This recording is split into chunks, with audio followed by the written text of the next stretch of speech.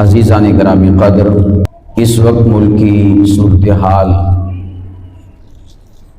بارشوں اور سیلاب کے حوالے سے جو بنی ہوئی ہے،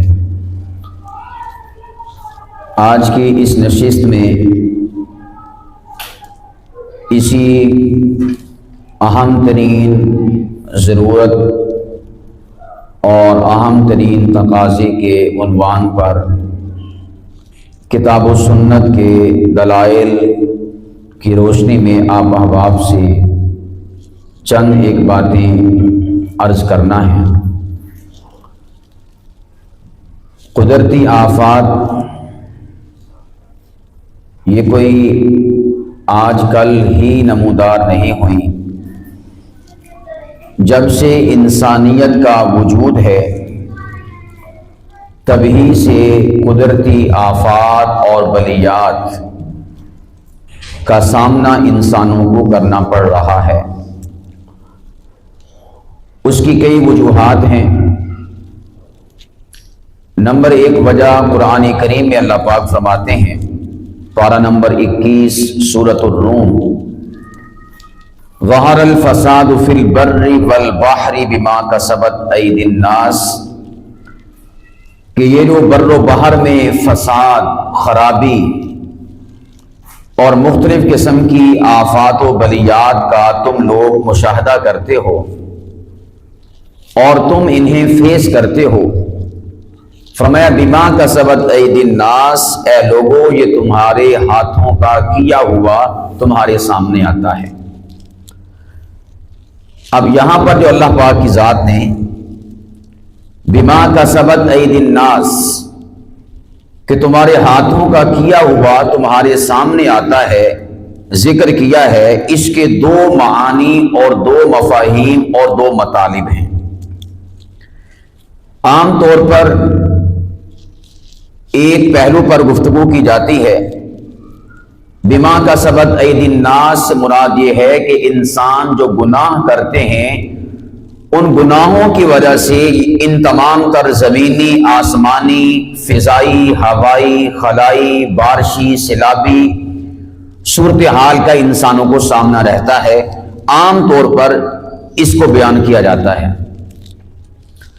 جبکہ اس کا ایک دوسرا مفہوم اور دوسرا پہلو بھی موجود ہے، لفظی اعتبار سے بھی اور تقاضۂ معنی کے اعتبار سے بھی اور تقاضۂ حالات اور تجربات اور مشاہدے کے اعتبار سے بھی۔ اور وہ کیا ہے؟ بما کسبت ایدی الناس، کہ جو کچھ بھی آپ زمین کی اوپر، خشکی کے اوپر یا اسی طور پر تری پر فساد اور ایک روٹین سے ہٹ کے تبدیلی دیکھتے ہیں، فرمایا کہ اس میں تمہارے ہاتھوں کو عمل دخل ہے۔ کیا مراد؟ کہ یہ تم سب کا سب اپنے ہاتھوں سے کرتے ہو۔ اب اگر ہم اسے موجودہ دور میں اور موجودہ حالات پر اس کو منطبق کریں تو یہ سیلابی ریلے کیوں آتے ہیں؟ نمبر ایک، جب انسان بے رحمی کے ساتھ درختوں کو، شجر اشجار کو کاٹیں گے تو پھر ظاہر سی بات ہے بما کسبت ایدی الناس، تم نے اپنے ہاتھوں سے اپنی رکاوٹیں، جنہوں نے سیلابوں کو روکنا تھا، لینڈ سلائڈنگ کو روکنا تھا، جب تم نے وہ رکاوٹیں جو قدرت نے مہیا کی تھی اور متعین کی تھی اپنے ہاتھوں سے کاٹ دیں، ہٹا دیں، اب تمہیں زمینی آسمانی آفات کا سامنا کرنا پڑے گا۔ اللہ نے تو نہیں درخت کاٹے، قدرت نے تو درخت لگائے تھے۔ درخت کس نے کاٹے؟ ہم انسانوں نے کاٹے۔ آپ جب جاتے ہیں ساوات، مالم جبہ، بحرین اور اسی طور پر مری کی طرف چلے جائیں، گلگت بلتستان، چلاس کی طرف آپ چلے جائیں، ہنسا کی طرف، چترال کی طرف آپ چلے جائیں، وہاں پر آپ کو سڑک کنارے لائنیں لگی ہوئی دکھائی دیں گی کٹے ہوئے درختوں کی۔ لوگ تجارت کرتے ہیں، بیچتے ہیں، پیسہ کماتے ہیں، ان لیگل، غیر قانونی طور پر۔ اب نفع کسے ہوتا ہے، پرافٹ کسے ہوتا ہے؟ ایک دو بندے کو ہوتا ہے، چار پانچ بندوں کو ہوتا ہے، اور نقصان کتنوں کو ہوتا ہے؟ بونیر کی بستیوں کی بستیاں تباہ ہو جاتی ہیں۔ انسانوں کی بھیڑ چڑھ رہے ہیں انسان. میں ایک جملہ کہا کرتا ہوں، ملک میں یا غیر ملک میں پوری کی پوری دنیا کا اگر ہم جائزہ لیں، ہمیں جتنے بھی قوانین بنتے ہوئے دکھائی دیتے ہیں، چاہے وہ ہماری پارلیمنٹ میں بنے یا انڈیا کی پارلیمنٹ میں بنے یا اسرائیل کی پارلیمنٹ میں بنے یا اقوام متحدہ UN میں بنے، جہاں کہیں بھی دنیا میں مختلف قسم کے قوانین بن رہے ہیں، آرٹیکلز تشکیل دیے جا رہے ہیں، اور تمام تر جو اصول و ضابطے بنائے جا رہے ہیں، یہ اصول اور ضابطے کس لیے بنائے جاتے ہیں؟ اس لیے بنائے جاتے ہیں تاکہ انسان کے شر سے بچ سکے. گویا کہ انسان قانون بناتا ہے انسان کے شر سے بچنے کے لیے. انسان قانون بنا رہے ہیں انسان کی طرف سے پہنچنے والی تکلیف سے بچاؤ کے لیے. انسان کے خلاف قانون بنا رہا ہے اور انسان کے لیے قانون بنا رہا ہے. مزہ تو تب تھا کہ انسان قانون بناتا شیروں سے، چیتوں سے، لگڑ بگڑ سے، بیڑیے سے، بارشوں سے، سیلابوں سے بچنے کے لیے، لیکن یہاں پر قانون بنتا ہے انسان کا انسان سے بچنا.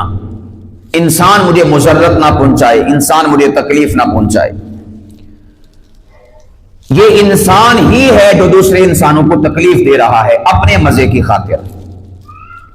اب وہ لوگ کے جو درخت کاٹ رہے ہیں، اس پر پہلے بھی کئی بار میں نے عرض کیا، ہمارے ارد بھی، ہمارے ارد گرد بھی، ہمارے آس پاس بھی سوسائٹیاں، ٹاؤنز بن رہے ہیں، کالونیاں بن رہی ہیں. کہاں پر بن رہی ہیں؟ کسان پیسوں کے عوض اپنے کھیت، اپنی کھیتیاں بیچتے ہیں، اور سرمایہ دار مالدار اپنا پیسہ صرف کر کے، پیسہ لگا کر، پیسے کے بلبوتے پر ان جگہوں کو کوڑیوں کے بھاؤ خریدتے ہیں، اور اوپر مٹی اور کنکریٹ ڈال کے، سڑکیں ڈال کے، پھر کروڑوں کے عوض ان جگہوں کو بیچا جاتا ہے.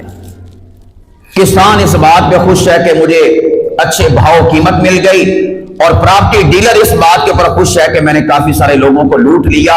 یہ نہیں سوچا جا رہا کہ ہماری نسلوں کا مستقبل تباہ ہو رہا ہے، ہماری زمینیں تباہ ہو رہی، فصلیں تباہ ہو رہی، ماحول خراب ہو رہا، پولوشن کا بڑھتا ہوا معاملہ انسانی آبادی کو نکلتا جا رہا ہے. اس جانب کوئی بھی توجہ کرنے کے لیے تیار نہیں. دریا جہاں سے گزرتے ہیں، نالے جہاں سے گزرتے ہیں، ان گزرگاہوں پر پلازے بنائے جاتے ہیں، مارکیٹس کاٹی جاتی ہیں، سوسائٹیاں بنائی جاتی ہیں، ٹاؤنز بنائے جاتے ہیں، اور پھر جب پانی اپنا راستہ لیتا ہے تو ہم آہو بھگا کرتے ہوئے دکھائی دیتے ہیں کہ ہم لٹ گئے، ہم مر گئے. جب تم نے دریا کا راستہ بلاک کیا تھا تو اس وقت یہ چیزیں کیوں نہیں آپ نے سوچی؟ اللہ نے انسان کو عقل دی، انسان کو شعور دیا، انسان کو فہم دیا، فراست دی. آج کے دور میں تو معاملات اس سے آگے بڑھ چکے ہیں. اللہ نے تو انسان کو آج کے دور میں مصنوعی ذہانت، آرٹیفیشل انٹیلیجنس، یہ تمام تر ذہانتیں انسان کو اللہ پاک کی ذاتی جھولی میں عطا فرما دی ہیں. اب بھی اگر انسان نہ سمجھے تو نہ جانے کب سمجھے گا. میں اکثر و بیشتر ایک بات عرض کیا کرتا ہوں کہ ہم بالخصوص پاکستانی اور بالعموم مسلمان، ہم ہمیشہ حال میں جیتے ہیں، مستقبل میں جینے کی کوشش نہیں کرتے. اور انگریز، کفر، اس کی کامیابی کا راز یہ ہے، وہ حال میں رہتے ہوئے مستقبل میں جینے کی کوشش کرتا ہے.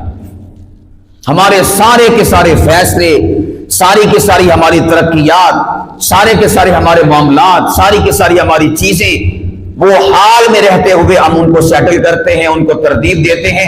مستقبل اور فیوچر پر نگاہ نہیں رکھتے کہ آئندہ ہمارے ساتھ کیا ہونے والا ہے، ہمارے بچوں کے ساتھ کیا ہونے والا ہے، ہماری نسلوں کے ساتھ کیا ہونے والا ہے.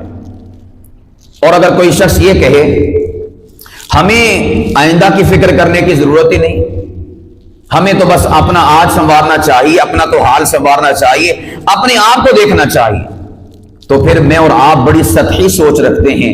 رسول پاک علیہ السلام نے ہمیں سطحی سوچ نہیں عطا فرمائی، اللہ کے نبی نے ہمیں عالمگیر سوچ عطا فرمائی. اللہ کے نبی کا فرمان ہے، خیر الناس من ينفع الناس تم میں سے بہترین شخص وہ ہے کہ جس کی ذات سے اوروں کو نفع پہنچے. تم میں سے بہترین شخص وہ ہے جس کی ذات سے دوسروں کو نفع پہنچے. اللہ کے نبی علیہ الصلوۃ والسلام نے تو اپنے نفع کی بات ہی نہیں کی. اپنا نفع تو ہر کوئی سوچتا ہے، بھلا کون ہے جو اپنا نفع نہیں سوچتا؟ کامیابی کامرانی ملکوں کی، معاشروں کی، ملت کی، نسلوں کی اس میں ہوا کرتی ہے کہ موجودہ نسل آئندہ آنے والی نسل کا سوچے، موجودہ نسل آئندہ آنے والے اپنے بچوں کا، اپنی نسل کا سوچے اور اس سوچ اور فکر کے ساتھ اپنے تمام تر معاملات کو ترتیب دے. حضرت سیدنا ابو بکر صدیق رضی اللہ تعالیٰ عنہ، موطا امام مالک میں حدیث پاک ہے، انہوں نے جب آخری وقت آیا تو اپنی اولاد میں سے سیدہ عائشہ طیبہ طاہرہ رضی اللہ تعالیٰ عنہا کو بلایا اور ان سے فرمایا، بیٹی عائشہ، میرا فلاں جگہ پر ایک باغ ہے، وہ باغ میں نے اسپیشل اپنی اولاد کے لیے رکھا ہوا تھا کہ جب میں دنیا سے رخصت ہو جاؤں گا، کہیں میری اولاد کو مال نہ ہونے کی وجہ سے، پراپرٹی نہ ہونے کی وجہ سے، جائیداد نہ ہونے کی وجہ سے، مکان نہ ہونے کی وجہ سے، باغ اور زمین نہ ہونے کی وجہ سے لوگوں کے سامنے ہاتھ نہ پھیلانے پڑے. میں دنیا سے رخصت ہو جاؤں گا، میرے جیتے جی تو تمہارے معاملات چل رہے ہیں، میں مرنے کے بعد کا بھی تمہارا سوچ کے جا رہا ہوں. یہ حضرت ابو بکر صدیق رضی اللہ تعالیٰ عنہ کی ذات بابرکت ہے. آج کل کئی سیانے کہتے ہیں او باسی اپنا آپ سیدھا کرو، اولاد واسطے کی سوچنا ہے گا. حضرت ابو بکر سوچ رہے ہیں. اور صحیح بخاری کی حدیث پاک، یہ کوئی عام کتاب نہیں، اصح الکتب بعد کتاب اللہ الصحیح البخاری، اللہ کی اس کتاب قرآن پاک کے بعد اس روئے ارض پر سب سے صحیح ترین کتاب اگر کوئی ہے وہ صحیح بخاری ہے. اس میں رسول پاک علیہ السلام کا فرمان ہے، اللہ کے نبی نے فرمایا، ایک باپ وہ ہے کہ جو بنا کچھ اپنی اولاد کے لیے چھوڑے ہوئے دنیا سے رخصت ہو جائے، اور دوسرا باپ وہ ہے کہ جب دنیا سے رخصت ہو اپنی اولاد کے لیے کچھ نہ کچھ چھوڑ کر مرے. اللہ کے نبی نے فرمایا، جو اپنی اولاد کے لیے چھوڑ کے مر رہا ہے یہ اس نہ چھوڑنے والے باپ سے زیادہ بہتر اور زیادہ افضل ہے. اللہ کے نبی علیہ السلام کی آپ تعلیم دیکھ لیں، ہماری سوچ دیکھ لیں. حال میں جینا ہے بھائی، بس اپنے 4 سانس سکون کے ساتھ آسانی کے ساتھ پورے کر لو، اگلے جانے ان کا کام جانے، انہوں نے کیسے نمٹنا ہے، اللہ اللہ خیر صلی اللہ. یہ گویا کہ آپ نے اپنی ذات تک سوچا. رسول پاک علیہ السلام تو آپ کو زاویہ دیتے ہیں، نگاہ کہتے ہیں کہ اپنی ذات سے اٹھا، اوروں کو دیکھ، اوروں کی خاطر جینا سیکھ. قرآن کریم اللہ پاک کی ذات نے صحابہ کرام کی صفت بیان فرمائی. پارہ نمبر 28 سورۃ الحشر رکوع نمبر 1 اور سب سے آخری آیت مبارکہ، وَيُؤْثِرُونَ عَلَىٰ أَنفُسِهِمْ وَلَوْ كَانَ بِهِمْ خَصَاصَةٌ. صحابہ کی صفت یہ ہے، فرمایا کہ وہ اپنی خواہشات کو دباتے ہیں، اپنی ضروریات کو دباتے ہیں، اپنے دوسرے مسلمان بھائیوں کی ضرورت کو پورا کرنے کے لیے سوچتے ہیں، اس کے لیے کام کرتے ہیں. عزیزان گرامی قدر، آج ہم اپنے آج کے حال کے درست ہونے کو اور اس کی درستگی کے لیے ہر شے داؤ پر لگائے جا رہے ہیں.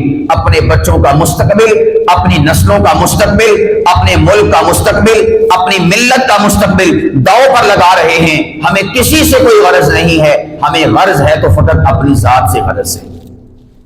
جیسے میں نے عرض کیا کہ یہ جو سارے کے سارے پہاڑوں سے درخت کاٹ رہے ہیں، کس لیے کاٹ رہے ہیں؟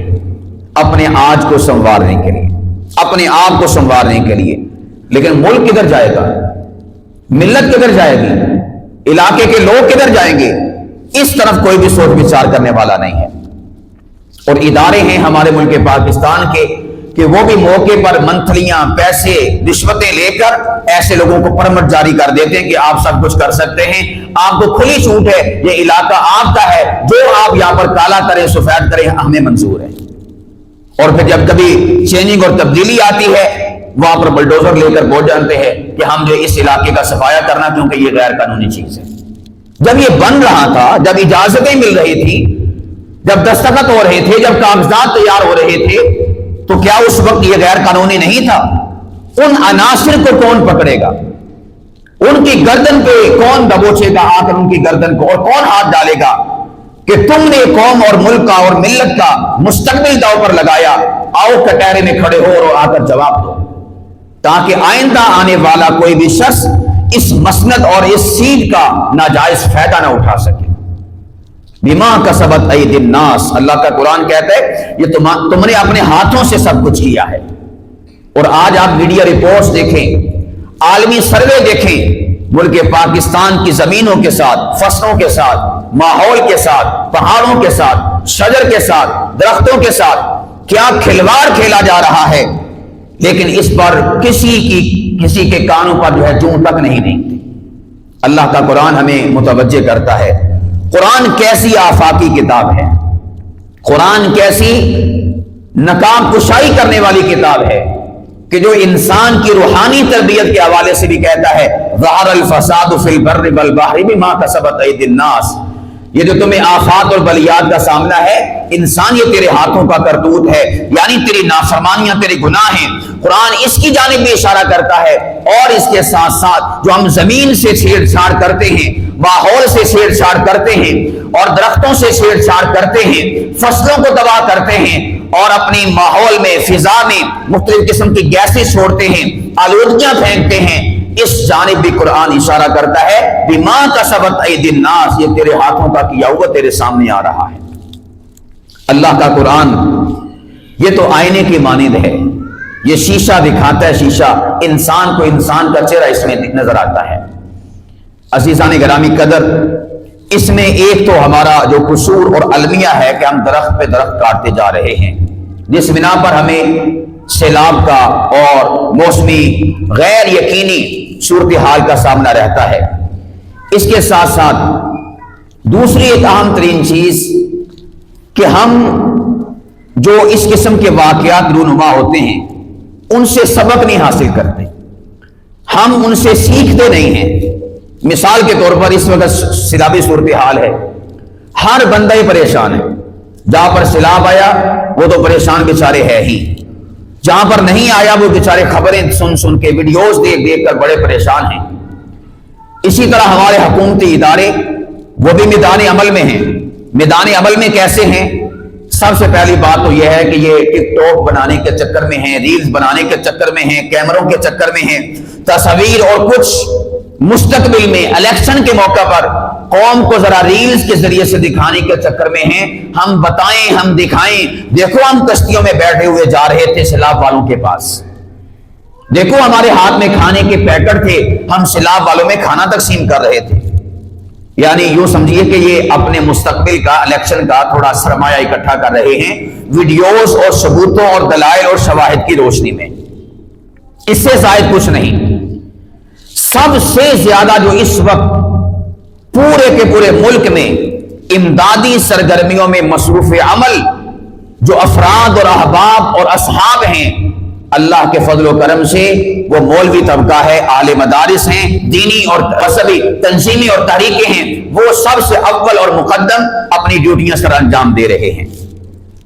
اس کی آپ احباب جو ہمارا مین میڈیا ہے اس پر تو خبریں نہیں آپ دیکھیں گے، کیونکہ ان کے کیمرے وہاں پر جا کر بجھ جاتے ہیں، ان کے کیمرے وہاں پر حرکت میں آتے نہیں ہیں۔ جہاں پر کوئی عالم دین، کوئی مذہبی، کوئی دینی تنظیم اور تحریک نیکی کا کام، اچھائی کا کام، بھلائی کا کام کرتے ہوئے دکھائی دے، وہاں پر ان کی ایکسیس نہیں ہے، وہاں پر پہنچ نہیں سکتے، وہاں پر ان کو اجازت نہیں ہے۔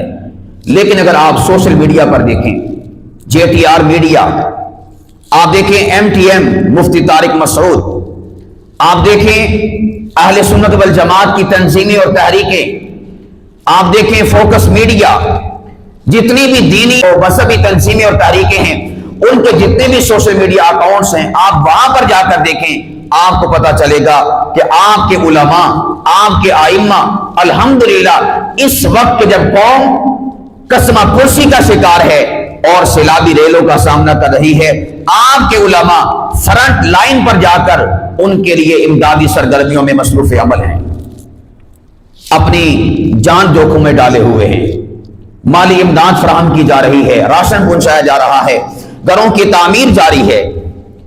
دعوت اسلامی مذہبی تنظیم اور تحریک ہے ہمارے بریلوی بھائیوں کی، یہ بھی فرنٹ لائن پر ہے۔ جمعیت اہل حدیث یہ بھی مذہبی تنظیم اور تحریک ہے، یہ بھی فرنٹ سے لیڈ کر رہی ہے۔ کہاں ہیں سیاسی تنظیمیں؟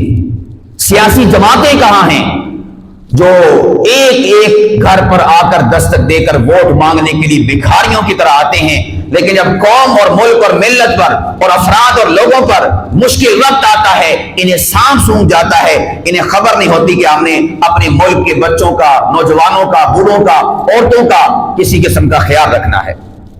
عزیزان گرامی قدر، اپنے محسن پہچانیں، اپنے محافظ پہچانیں، یہ ہیں آپ کے محسن اور محافظ جو ہمہ وقت آپ کے شانہ بشانہ کھڑے ہوتے ہیں۔ ہم نے ہمیشہ اپنے مسائل کا حل سیاسی جماعتوں کے پاس سمجھا، ہم نے ہمیشہ اپنے مسائل کا حل حکومتوں کے پاس سمجھا، ان کے پاس کسی قسم کا ہمارے مسائل کا حل موجود نہیں ہے۔ میں کہا کرتا ہوں سیاستدان اور سیاسی جماعتیں یہ تو سیاست اور الیکشن کو کھیل سمجھتے ہیں، جیسا کہ ہمارے شہباز شریف پارک میں کھیل ہوتا ہے کہ کوئی بیٹنگ کر رہا ہے اور کوئی بولنگ کر رہا ہے، کبھی یہ ادھر آ جاتے ہیں اور کبھی وہ ادھر آ جاتے ہیں۔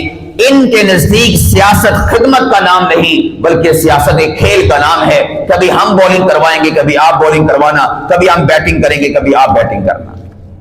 اس سے زائد ان کے ہاں سیاست کی کوئی اہمیت نہیں ہے۔ مرکزی مسلم لیگ ہمارے اہل حدیث بھائیوں کی وہ بھی فرنٹ سے لیڈ کر رہی ہے۔ آپ کشتیاں دیکھیں، کشتیاں مرکزی مسلم لیگ کی ہیں، سیاسی کشتیاں کہاں ہیں؟ پی ٹی آئی کی کشتیاں کہاں ہیں؟ پی پی کی کشتیاں کہاں ہیں؟ مسلم لیگ کی کشتیاں کہاں ہیں؟ جو سارے کے سارے سیاسی بونے ہمیں آس پاس دکھائی دیتے ہیں، ان سے سوال کرے، پوچھیں قوم پر، ملک پر مشکل وقت آیا ہے، کہاں ہیں تمہاری کشتیاں جو قوم کے بچوں کو ڈوبے ہوئے سیلاب سے نکالنے کے لیے پانیوں کو چیرتے ہوئے آگے بڑھتی ہیں؟ کہاں ہیں تمہارے پکوان سینٹر؟ کہاں ہیں تمہاری دیگیں جو الیکشن کے موقع پر تو بریانیاں بانٹتے ہوئے دکھائی دیتے ہیں؟ آج قوم پر مشکل وقت آیا، تمہاری دیگوں کو تالے لگ گئے، کوئی پکوان سینٹر نہیں تمہارا کھلا، کوئی تمہاری دیگیں نہیں چڑھی۔ ان سے سوال کرنا چاہیے کہ اس مشکل وقت میں تم قوم کے کام کیوں نہیں آتے؟ عزیزان گرامی قدر، جب تک ہماری قوم اپنی آنکھ نہیں کھولے گی اور خواب غفلت سے بیدار نہیں ہوگی، یاد رکھیے گا یہ لوگ ہم پر ظلم اور جبر کے پہاڑ توڑتے رہیں گے اور ہم ظلم سہتے رہیں گے، سہتے رہیں گے، جب تک غریب آہ نہیں کرے گا، آواز بلند نہیں کرے گا، سوال نہیں کرے گا، اپنا ہاتھ جو کہ مجبور ہے، مقہور ہے، مظلوم ہے، ٹوٹا ہوا ہے، قسمہ پرسی کا شکار ہے، جب تک ان درندوں کو گریبان کی طرف نہیں بڑھائے گا، یاد رکھیے گا اسی طرح کی قسمہ پرسی کا مجھے آپ کو سامنا کرنا پڑے گا۔ ہمیں خواب غفلت سے اٹھنا ہوگا۔ اس حوالے سے ایک بات ہم طے کر لیں، نمبر ایک کہ ہمارے تمام تر معاملات زندگی کے اصل محافظ مذہبی لوگ ہیں۔ نہیں سمجھیں گے، نہیں اس کے پیچھے چلیں گے، ہمیشہ کے لیے نقصان اٹھائیں گے۔ ہمارا کام ہے صدا لگانا، ہمارا کام ہے خواب غفلت سے جگانا، ہمارا کام ہے آپ کو باخبر کرنا اور بتانا۔ ورنہ جب انسان بالکل سرے سے لٹ جاتا ہے پھر انسان کو ہوش آ ہی جاتا ہے، پھر انسان کو پتا چل ہی جاتا ہے کہ اب میں نے کس کے ساتھ کھڑے ہونا اور کس کے ساتھ نہیں۔ نمبر دو، ہم ان حکومتوں کی جانب اپنے حالات و واقعات کی بہتری کے حوالے سے سوچنا چھوڑ دیں۔ آپ سمجھ لیں کہ ہمارا اور ان کا کسی قسم کا کوئی لنک اور کوئی تعلق ہے ہی نہیں، کہ ہمارے خیر خواہ ہے ہی نہیں۔ اب ہمیں کیا کرنا چاہیے؟ ہمیں علاقہ وائز اپنی اجلاس اور میٹنگز بلوا کر مشورہ مشاورت کرنا چاہیے۔ یہ میں مستقبل کا لائحہ عمل اور فیوچر کو بہتر کرنے کے لیے آپ احباب کے سامنے چیزیں رکھ رہا ہوں۔ آپ احباب یہ نہ سمجھیں کہ ہمارے اوپر کون سا سیلاب آیا، سیلاب تو ادھر آیا ہے، وہ اس چیز کی فکر کریں۔ اگر آج میرا تیرا آشیانہ سلامت ہے، ایک وقت آئے گا تیرے میرے آشیانے پر بھی بجلی گرے گی۔ قدرت نے کون سا کوئی ان کے ساتھ انتقام کرنا ہے کہ انہی کا قصور ہے؟ قدرت کبھی ہماری طرف بھی متوجہ ہو سکتی ہے۔ مانا کہ ہمارے پاس ستلج ہمیں نہیں لگتا، چناب ہمارے سے دور ہے، اللہ چناب کا رخ ادھر بھی پھیر سکتا ہے، اللہ کے لیے کیا مشکل ہے؟ اور چناب نہ صحیح، ستلج نہ صحیح، پانی نہ صحیح، زلزلے تو آتے ہیں نا، مکانات گر کے پھر کیا ہوگا؟ بجلیاں تو گرتی ہیں نا، بارشیں تو برستی ہیں نا۔ قوم نوح نے بھی کہا تھا، اے نوح، جب حضرت نوح علیہ السلام کشتی بنا رہے تھے، قوم کا سوچ رہے تھے، قوم کو لائے عمل دے رہے تھے، قوم کو ایک فکر دے رہے تھے، ایک سوچ دے رہے تھے، مگر قوم کے لوگ آگے سے ہنسی کرتے تھے، دیکھو ہم کہا کرتے تھے یہ پگلا آدمی ہے، بڑے بڑے لیکچر جھاڑتا ہے، بڑی بڑی باتیں کرتا ہے۔ قوم سے کہتا کہ اپنا ذہن آفاقی رکھو، عالمگیر رکھو، سوچ بڑی رکھو، ایسا کر لو، ویسا کر لو، یہ کر لو، وہ کر لو۔ انہیں کو یہ پتا نہیں ہے کشتی وہاں پر بنا رہا ہے کہ جہاں پر پانی بھی موجود نہیں ہے۔ لیکن جب قوم پر سیلاب آیا تو اس وقت قوم کے لوگوں نے پھر اپنی آنکھوں سے ڈوبتے ڈوبتے دیکھا، بچے وہی تھے جو کشتی والے کے ساتھ تھے اور پار وہی لگے تھے، بچے وہی تھے، 80 اور 82 آدمی۔ ورنہ قوم کے لوگ تو یہی کہتے تھے، دیکھو اسے یہ نہیں پتا کہ کشتی وہاں پر بنائی جاتی جہاں پر پانی موجود ہوتا ہے، یہاں پر نہ کسی قسم کا دریا ہے، نہ کسی قسم کی نہر ہے، بھلا یہاں پر سیلاب کہاں سے آ جائے گا؟ اللہ کا قرآن کہتا ہے ہم نے آسمان سے کہا تھا آسمان آج جم کے برس، ہم نے زمین سے کہا تھا اپنے پانی کے خزانے باہر نکال، حتیٰ کہ وفارت تنور، اللہ فرماتے ہم نے جلتے ہوئے آگ والے شعلے والے تندوروں سے بھی پانی کو نکالا اور پوری کی پوری قوم سیلاب کے اندر بہتی ہوئی ہم نے دکھائی اور بتایا کہ جو وقت کا نبی کہتا تھا وہ سچ کہتا تھا۔ تم کہتے تھے سیلاب کہاں سے آئے گا، فرمایا کہ اب دیکھو آسمان سے سیلاب ہے، زمین سے سیلاب ہے، حتیٰ کہ تمہارے پکنے والے، جلنے والے، آگ والے تندوروں سے ہم نے سیلاب کو نکال کے دکھا دیا۔ اس لیے یہ جو میں آپ احباب کے سامنے ایک لایا عمل ذکر کر رہا ہوں کہ ہم ایسا کریں، تو اس کو اس زاویے سے نہ دیکھیے گا قوم نوح کی طرح کہ یہ کیسے کیسے لیکچر جھاڑ رہا ہے، کیسی کیسی باتیں کر رہا ہے، یہاں پر سیلاب کا کیا کام ہے۔ میرے بھائیوں، کرونا وائرس بھی تو آیا تھا نا، بیماریاں آ سکتی ہیں، آسمانی زمینی آفات و بلیات، ان کے اوپر کون سا کوئی روک ہے کہ وہ کسی علاقے کے ساتھ مختص ہے یا کسی ماحول کے ساتھ مختص ہے؟ تو ہمیں آج ہی سے اپنے آپ کو درست کرنا ہوگا۔ اس کے لیے ہمیں مقامی سطح پر علاقہ وائز، محلہ وائز اپنے احباب اور بالخصوص اس میں جو نوجوان ہیں انہیں لایا عمل تیار کرنا ہوگا۔ مثال کے طور پر ایک محلہ ہے، اس محلے کے لوگ اس بات پر آمادہ ہوں کہ ہم سب مل کر اس بات کا تہیہ کرتے ہیں، نمبر ایک، ہم اس محلے میں آپس میں اتحاد اور اتفاق کی فضا کو قائم رکھیں گے۔ نمبر دو، محلے کے کسی بھی فرد پر کوئی بھی مشکل آ جاتی ہے، ہم تمام تر محلے کے لوگ ان کے شانہ بشانہ کھڑے ہوں گے، مالی اعتبار سے بھی اور ویسے سپورٹ کے اعتبار سے بھی۔ یہ کام وہ ہیں جن کی بیس اور بنیاد رسول پاک علیہ السلام نے رکھی۔ اب میں اس کے اوپر دلائل پیش کروں تو دلائل کے لیے ایک الگ وقت چاہیے، چند ایک دلیلیں میں ذکر کر دیتا ہوں۔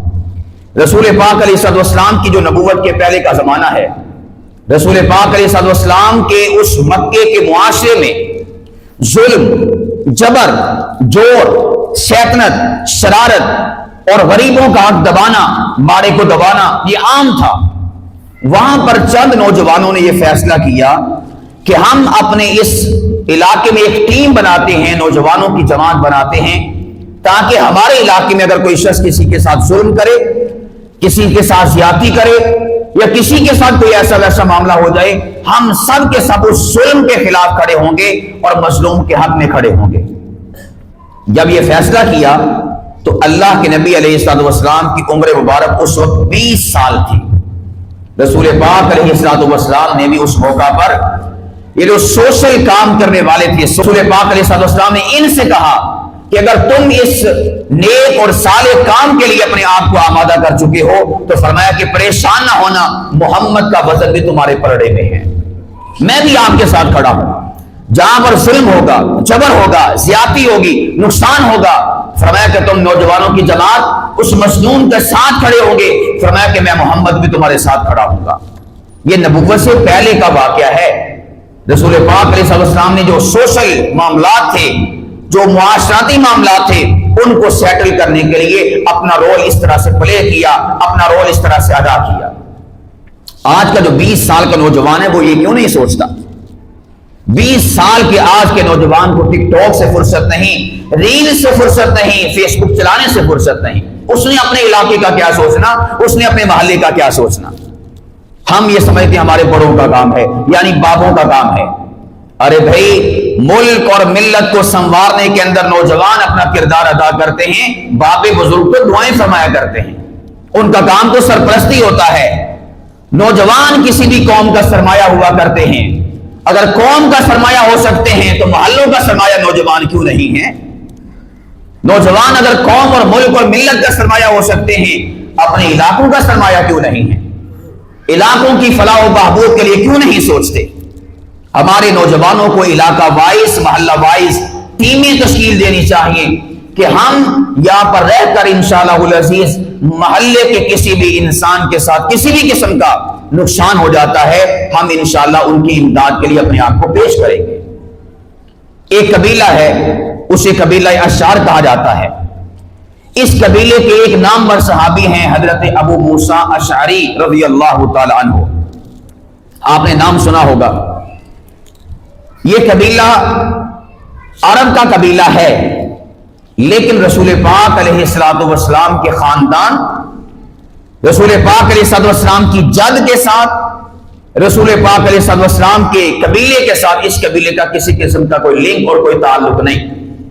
باوجود اس کے رسول پاک علیہ الصلوۃ والسلام نے ارشاد فرمایا، اے قبیلہ اشعار کے لوگوں، میں محمد تمہارے اندر سے ہوں اور تم میرے اندر سے ہو، یعنی میں تم میں سے ہوں اور تم مجھ میں سے ہو۔ یہ اللہ کے نبی علیہ الصلوۃ والسلام نے قبیلہ اشعار سے فرمایا۔ کیوں فرمایا؟ ریزن، وجہ، سبب اور علت کیا ہے؟ احادیث طیبات میں آتا ہے اس قبیلے کی خصوصیت یہ تھی، اس قبیلے کا وصف یہ تھا کہ قبیلے کے کسی بھی فرد پر کبھی کوئی مشکل آ جاتی، گھر میں کھانا ختم ہو جاتا، گھر میں بیماری آ جاتی، گھر میں پریشانی آ جاتی، گھر میں فوتی ہو جاتی، تو قبیلے والے اس ایک گھر والے کو تنہا نہیں چھوڑا کرتے تھے، پورا کا پورا قبیلہ ہر ایک غمی اور کسی قسمہ پرسی کے ماحول میں اس گھر کے ساتھ کھڑا ہوتا تھا، مالی اعتبار سے بھی اور ویسے سپورٹ کے اعتبار سے بھی۔ اللہ دے نبی نو انہاں دی خصلت اور وصف اور صفت اتنی چنگی لگی، اللہ دے نبی نے فرمایا تسی میرے وچوں تے میں تہاڈے وچوں۔ یہ ہے سوشل کام جس کی وجہ سے رسول پاک علیہ السلام نے اس قبیلے کا تعلق اپنی ذات کے ساتھ جوڑا ہے۔ آج ہم دیکھیں، آج ہمارے ہاں ماحول افراتفری کا ہے، ہر کوئی بس اپنے گھر کا سوچتا ہے، اپنے گھر سے آگے نکلنے کی کوشش نہیں کرتا۔ عزیزان گرامی قدر، اگر آپ ایسی سوچ رکھتے ہیں کہ بس میں اپنے گھر تک محدود رہوں گا، اس سے آگے کی میں نے نہیں سوچنی، تو یاد رکھیے گا آپ نے رسول پاک علیہ السلام کے پیغام کو سمجھا نہیں، آپ نے قرآن پاک کی روح کو سمجھا نہیں۔ بلکہ مزے کی بات بتاؤں، قرآن پاک میں اللہ پاک فرماتے ہیں سورۃ الماعون پارہ نمبر 30 میں، یہ کوئی مشکل اور بڑی صورت بھی نہیں ہے، ہم میں سے اکثر و بیشتر افراد کو آتی ہوگی۔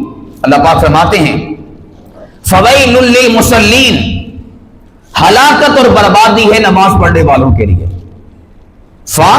پس ویل، ہلاکت، بربادی، تباہی، للمصلین، مصلی کہتے ہیں نماز پڑھنے والوں۔ اللہ کہہ رہے ہیں ہلاکت اور بربادی ہے نماز پڑھنے والوں کے لیے۔ اندازہ کریں بے نمازیوں کے لیے ہلاکت ہونی چاہیے، اللہ تو نماز پڑھنے والوں کو کہتا ہے کہ تمہارے لیے ہلاکت ہے۔ آگے اللہ پاک کی ذات نے فرمایا کہ کون سے نماز پڑھنے والے؟ نماز بھی پڑھتے ہیں پھر بھی ہلاکت، نماز بھی پڑھتے ہیں پھر بھی بربادی، نماز بھی پڑھتے ہیں پھر بھی اللہ کہتا ہے کہ تم برباد ہو، کسی کام کے نہیں۔ اللہ پاک فرماتے ہیں الذین هم عن صلاتهم ساہون، وہ نماز پڑھنے والے کہ جو نماز کی روح سے غافل ہے۔ یا اللہ نماز کی روح کیا ہے؟ آگے اللہ پاک کی ذات نے فرمایا الذین هم یراؤون ویمنعون الماعون، نمبر 1 اس نیک کام میں ریاکاری اختیار کرتے ہیں، نمبر 2 ویمنعون الماعون، چھوٹی موٹی چیزیں برتنے سے لوگوں کو روکتے ہیں، چھوٹی موٹی چیزیں برتنے سے لوگوں کو روکتے ہیں، یعنی جو معاشراتی لیول پر انسان کو ضرورت پڑ جاتی ہے تو اس سے منع کرتے ہیں، روکتے ہیں، ایک دوسرے کے کام نہیں آتے۔ اللہ پاک فرماتے تیری نماز کا فائدہ کیا؟ تو کسی مسلمان کے کام نہ آئے، اپنے پڑوسی کے کام نہ آئے، اپنے ہمسائے کے کام نہ آئے۔ یہ ہے نماز کی روح، کسی کے کام آنا۔ حضرت عباس رضی اللہ تعالیٰ عنہ رسول پاک علیہ السلام کے سگا چچا ہے، اعتکاف پر بیٹھے، اعتکاف سے اٹھ گئے، حالانکہ ابھی وقت نہیں ہوا تھا، اعتکاف پورا نہیں ہوا تھا، کسی یاد کرانے والے نے یاد کرایا، حضرت آپ کو لگتا ہے کہ یاد نہیں ہے، آپ اعتکاف پہ بیٹھے ہوئے کہ آپ مسجد سے باہر کیوں جا رہے ہیں، آپ کا اعتکاف ٹوٹ جائے گا۔ حضرت عباس نے فرمایا اللہ کے نبی کے چچا نے کہ ایک شخص میرے پاس آیا، اس نے کہا کہ اے عباس اللہ کے نبی کے چچا، میرا فلاں کام پھنسا ہوا ہے، وہاں پر اگر آپ سفارش کریں میرا کام ہو سکتا ہے، اور آپ کی سفارش کے بغیر کام نہیں ہو سکتا، چلیے میرے ساتھ میرا کام کروا دیجئے۔ عباس فرماتے ہیں میں نے کہا کہ اعتکاف پھر بھی زندگی میں ہو جائے گا، نہ جانے اس بندے کو کتنی مشکل ہے، میں نے اعتکاف توڑ دیا اور اس بندے کی مشکل کے لیے اس کے ساتھ چلا گیا۔ اللہ کے نبی کا چچا فرمایا میں اعتکاف کی قضا کر لوں گا، لیکن اس بندے کے کم از کم کام تو آ جاؤں تاکہ اس کا مسئلہ حل ہو جائے۔ آج ہمارے محلوں میں، ہمارے ہمسائے اڑوس پڑوس میں کتنے افراد ایسے ہیں کہ بیچارے قسمہ پرسی کی زندگی گزارتے ہیں، ہمارے کانوں کو خبر بھی نہیں ہوتی، ہمیں پتہ بھی نہیں ہوتا۔ دوستان سی وقار، اگر آپ فیصد کے اعتبار سے دین کا جائزہ لیں، بالوثوق اور علی وجہ بصیرت کہتا ہوں، 5% دین اللہ کی ذات کے ساتھ اٹیچ ہے اور 95% دین انسانوں اور محلے والوں اور ہمسایوں کے ساتھ اٹیچ ہے۔ 5% کیا ہے آپ گن شمار کر سکتے ہیں، نماز اللہ کا حق، روزہ اللہ کا حق، اور حج اللہ کا حق، زکوٰۃ دینے کے اعتبار سے اللہ کا حق، کلمہ اللہ کا حق، ذکر اذکار اللہ کا حق، اس سے آگے دین کہاں ہے؟ اللہ کے حقوق میں سے اس سے آگے کوئی لسٹ نظر نہیں آتی۔ انسانوں کی بات کریں، بیمار پرسی کرنا انسانوں کا حق، تیمارداری کرنا انسانوں کا حق، جنازہ پڑھنا انسانوں کا حق۔ حضور نے فرمایا مسلمان کے مسلمان پر 5 حق ہیں۔ اللہ کے نبی نے تو اتنے حق گنوائے ہیں، فرمایا کہ مسلمان بھائی چھینک مارے، اس کی چھینک کا جواب دینا بھی تیرے اوپر واجب ہے۔ مسلمان کا مسلمان پہ اتنا حق ہے، اس کی چھینک کے جواب میں یرحمک اللہ کہنا، اللہ تجھ پہ رحم کرے۔ اللہ کے نبی نے فرمایا یہ مسلمان پر واجب ہے، یہ مسلمان کا مسلمان پہ حق ہے۔ اللہ کے نبی نے فرمایا مسلمان مر جائے اس کے جنازے کے ساتھ ساتھ چلنا، یہ مسلمان کا مسلمان پہ حق ہے۔ رسول پاک علیہ السلام نے فرمایا مسلمان بیمار ہو جائے اس کی بیمار پرسی کرنا، یہ مسلمان کا مسلمان پہ حق ہے۔ اللہ کے نبی نے فرمایا راستے میں پڑی ہوئی تکلیف دہ شے کو اٹھانا ہٹانا، یہ مسلمان کا مسلمان پہ حق ہے۔ اللہ کے نبی نے فرمایا مسلمان اپنی زبان سے مسلمان کو تکلیف نہ دے، یہ مسلمان کا مسلمان پہ حق ہے۔ اللہ کے نبی نے فرمایا مسلمان اپنے ہاتھ سے کسی کو ایذا نہ دے، تکلیف نہ دے، یہ مسلمان کا مسلمان پہ حق ہے۔ اللہ کے نبی نے فرمایا جو توڑے تم اس کے ساتھ جوڑو، یہ مسلمان کا مسلمان پہ حق ہے۔ پوچھا گیا سب سے افضل صدقہ کون سا ہے، سب سے بہترین صدقہ کون سا ہے؟ رسول پاک علیہ السلام نے ارشاد فرمایا اپنے قریبی رشتہ دار پہ خرچ کرنا یہ سب سے افضل صدقہ ہے۔ ایک صحابی رسول ہیں، پارہ نمبر 4 سورہ آل عمران سورہ نمبر 3 پارہ نمبر 4 کی سب سے پہلی آیت مبارکہ لن تنالوا البر حتى تنفقوا مما تحبون، اے مسلمانوں تم تب تک نیکی کی معراج کو نہیں پہنچ سکتے جب تک کہ اپنی سب سے قیمتی شے اللہ کے راستے میں خرچ نہ کر دو۔ ایک صحابی رسول ہیں، انہوں نے سوچنا شروع کر دیا کہ میری سب سے قیمتی اور محبوب شے کون سی ہے۔ نظر دوڑاتے دوڑاتے دوڑاتے انہیں یاد آیا یہ ذکر فضائل اعمال میں بھی ہے، تبلیغ والوں سے بھی آپ سنتے رہتے ہیں۔ انہیں یاد آیا کہ میرا ایک باغ ہے، باغ بڑا پھلدار بڑا سایہ دار، اس میں چشمے بھی ہیں اور اسی پر میری ساری کی ساری زندگی کا انحصار ہے۔ یہ باغ مجھے سب سے زیادہ محبوب اور مرغوب ہے اور سب سے زیادہ مجھے پسند ہے۔ جب یہ آیت مبارکہ سنی اسی وقت ارادہ کیا کہ میں اپنے اس باغ کو اللہ کے راستے میں خرچ کرتا ہوں۔ رسول پاک علیہ السلام سے عرض کیا یا رسول اللہ میں اللہ کے اس حکم پر عمل کرنا چاہتا ہوں۔ اللہ نے فرمایا کہ تم تب تک نیکی کی معراج کو نہیں پہنچ سکتے جب تک کہ سب سے محبوب مال اللہ کے راستے میں خرچ نہ کر دو۔ میں اپنا محبوب مال یعنی کہ اپنا یہ باغ اللہ کے راستے میں خرچ کرتا ہوں۔ خرچ کر دیا، نیت ہو گئی۔ اللہ کے نبی نے فیصلہ کیا کیا؟ رسول پاک علیہ السلام نے فیصلہ یہ کیا کہ یہ جو تیرا باغ ہے جو تو نے نیت کر لی، ارادہ کر لیا کہ اللہ کے راستے میں نے خرچ کر دیا، للہ فی اللہ کر دیا، اللہ کے لیے وقف کر دیا، فرمایا کہ اب ایسا کر اس اپنے باغ کو اپنے قریبی رشتہ داروں میں تقسیم کر دے، اپنے قریبی رشتہ داروں میں تقسیم کر دے۔ یہ کتنا ٹف فیصلہ ہے ہمارے اعتبار سے، یعنی ایدا کہو سادہ لفظاں سے اللہ دے نبی نے فرمایا اس باغ دے کئی سارے حصے کر کے کچھ اپنے چاچیاں نو دے دے، کچھ اپنے مامیاں نو دے دے، کچھ اپنے تائے نو دے دے، کوئی اپنے کزناں نو دے دے۔ دسو ساڈا جی کرے گا؟ ساڈا تے ایک کتے دا ویر آ اپنے انہاں رشتیاں دے نال، پتہ نہیں اسی کداں دے مسلمان ہے کہ ہمارا تو بھئی سب سے زیادہ جھگڑا ہے ہی ان قریبی رشتوں کے ساتھ ہے۔ آپ کہنے میں کسی کہہ لو بھی الٹی سیدھی جگہ پہ دے آواں گا پر اپنے چاچے نے میں دے سکتا ہے گا۔ لڑائیاں ہوتی، جھگڑے ہوتے ہیں چھوٹی چھوٹی سی بات پر۔ آپ کا اور میرا دین کیا کہتا ہے، قرآن کیا کہتا ہے؟ سب سے زیادہ افضل صدقہ وہ ہے جو آپ سب سے زیادہ اپنے قریبی رشتہ دار کو پیش کرتے ہیں، سب سے زیادہ قریبی رشتہ دار کو دیتے ہیں، اور ہم کسی اور جگہ پر جا کر دیتے ہیں۔ ہمسایوں کے اتنے حقوق بتائے ہیں، رسول پاک علیہ السلام کا فرمان ہے مجھے خطرہ تھا جبرائیل اتنے حق حقوق بتاتا ہے ہمسایوں کے، کہیں جائیداد میں وراثت میں اللہ پاک کی ذات ہمسایوں کا حق نہ ثابت کر دے۔ ہمسایوں کا اتنا حق ہے ہماری شریعت کے اندر۔ آپ اندازہ کریں اسی لوگ جڑے اپنی بہنوں نوں حصہ نہیں دیندے ہیں اپنی جائیداد وچوں، یعنی اپنے ماں پیو دی وراثت وچوں، انہوں نے اگر اللہ نے شریعت دے وچ ہمسایاں دا حق رکھیا ہوندا تے اسی کتے دینا سی گا؟ اسی تے اپنے سگیاں دا حق نہیں دیندے ہیں۔ یہ وہ نمازی ہیں جو نماز کی روح سے غافل ہیں، رسول پاک علیہ السلام کے دین کی روح سے غافل ہیں، انہوں نے جانا نہیں پہچانا نہیں کہ دین اسلام کس چیز کا نام ہے۔ اسی وجہ سے چھیپا کہتا ہے کہ سب سے بڑا مذہب انسانیت کا مذہب ہے اور میرا مذہب انسانیت ہے۔ اسی وجہ سے عیدی یہ کہتا کہتا مر گیا کہ میں مذہب انسانیت پر بلیو کرتا ہوں، اس لیے کہ ہم نے پکچر ہی ایسی پیش کی ہے، ہم نے سمجھا کہ نماز پڑھ لوں گا بس یہی اسلام ہے، روزہ رکھ لوں گا بس یہی اسلام ہے، ہر سال عمرے کراؤں گا یہی اسلام ہے، ہر سال حج کر کے آؤں گا بس یہی اسلام ہے۔ ہم نے تو اسلام کو اللہ کے حق کے ساتھ محدود کر دیا، ہم نے تو انسانوں کو کچھ جانا ہی نہیں ہے، انسانوں کو کچھ پہچانا ہی نہیں ہے۔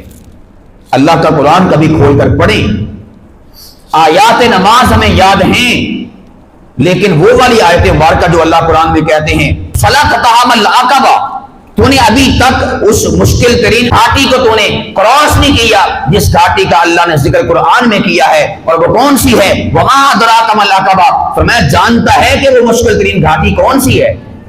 وَمَا أَدْرَاكَ مَا الْعَقَبَةُ فَكُّ رَقَبَةٍ، مظلوم اور مجبور قیدیوں کو پیسہ دے کر چھڑانا یہ سب سے مشکل کام ہے جو اللہ نے قرآن میں بیان فرمایا۔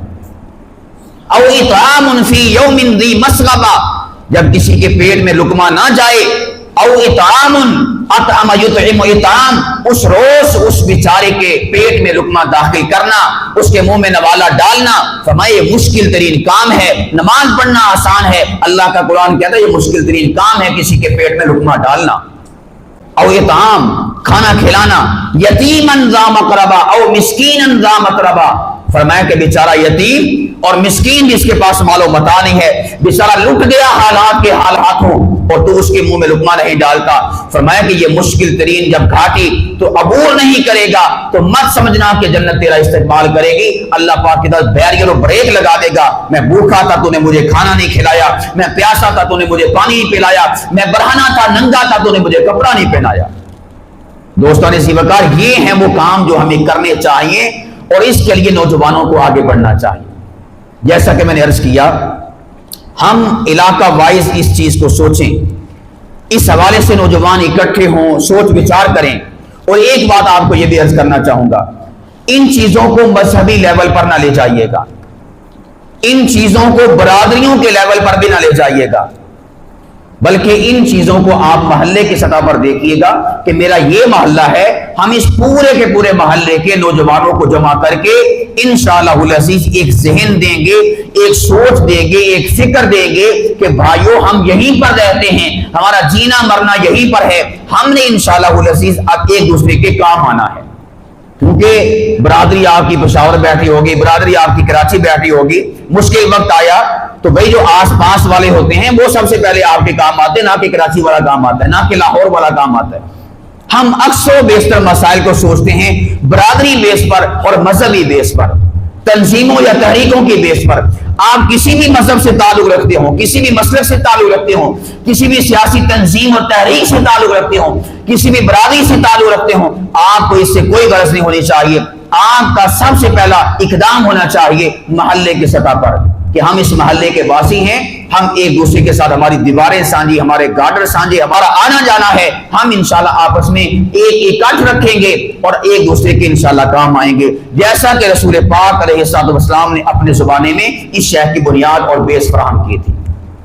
اگر ہم ایسا کریں گے تو انشاءاللہ العزیز ہمیں حکومتوں کی طرف مشکل وقت میں نہیں دیکھنا ہوگا۔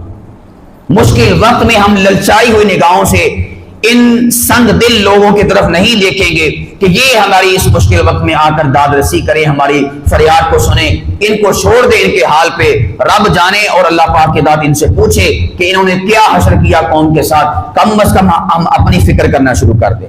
اگر نوجوان فکر کریں گے اور علاقہ وائز صرف یہ نہیں، الحمدللہ ہمارے 20 سینکڑوں شاگرد ہیں، ہر ایک شاگرد کو میں یہ تربیت فراہم کر رہا ہوں کہ آپ اپنے اپنے علاقے میں یونٹ بنائیں، آپس کے اتحاد کے حوالے سے، اتفاق کے حوالے سے، محبت و یگانگت کے حوالے سے، ایک دوسرے کے کام آنے کے حوالے سے، انسانیت کے ناطے سے ایک دوسرے کے ساتھ جمع ہو جائیں۔ انشاءاللہ یوں اگر نیچے لیول پر کام شروع ہو جائے گا تو ہم ایک قوم کی حیثیت سے ابھر کر سامنے آئیں گے، اور ایسی قوم کے جو دکھ سکھ میں اپنے بھائیوں کے شریک ہوتی ہے، نہ کہ مذاق اڑانے والی، نہ کہ تماشا دیکھنے والی۔ آج کل کا دور تو ایسا ہے کہ کسی کا اوپر مشکل آ جائے تو سب سے پہلے کیمرہ کھول کے کھڑے ہو جاتے ہیں، اس کی ویڈیو بنانا شروع کر دیتے ہیں، بجائے اس کے کہ لڑائی کو ختم کریں، چھڑائیں اور اس جلتی ہوئی آگ پہ پانی ڈالیں۔ ہم کیا کرتے ہیں؟ ہم اس کی مووی بنانا شروع کر دیتے ہیں کہ یہ یادگار لمحات ہیں، یہ ہم نے عالمی ادارے کو پیش کرنے ہیں تاکہ کسی عالمی کتاب میں ہمارا نام بھی لکھا جائے کہ اس بندے نے اس موقع پہ کھڑے ہو کے ویڈیو بنائی تھی۔ آج ہم بے حس ہو گئے، ہمیں اپنی حس کو جگانا ہوگا، اپنی حس کو اجاگر کرنا ہوگا، احساس ذمہ داری کو اپنے اندر پیدا کرنا ہوگا۔ میں نے جیسے عرض کیا کہ نوجوان یہ نہ سوچیں یہ بڑوں کا کام ہے، بوڑھوں کا کام ہے۔